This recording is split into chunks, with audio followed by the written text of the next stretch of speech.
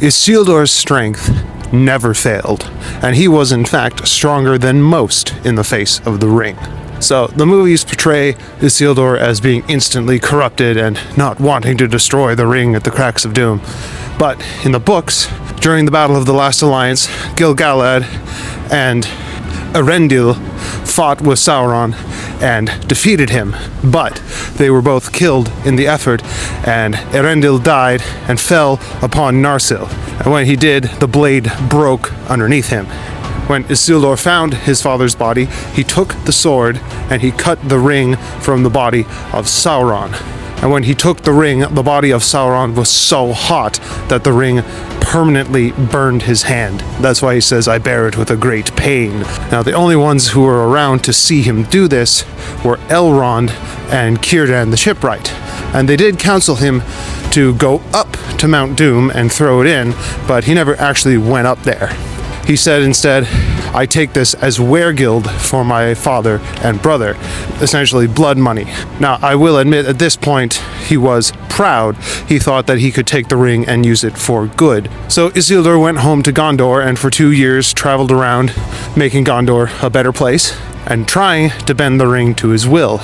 And eventually he realized that he could not. And that's when his pride gave in and he said, "I don't have the strength to wield this myself." And he knew he had to take it to Rivendell to get counsel from the wise and leave it with the keepers of the three, which, as we know, are the three elves who had their own rings of power. And he also wanted to visit his wife and infant son who were living in Rivendell at the time, the son who would go on to be the ancestor of Aragorn.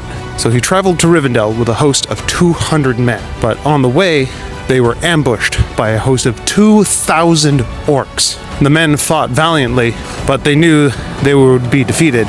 So Isildur's son told him, "You gotta take the ring and get out of here, because if they capture you, then the ring falls back into evil's hands."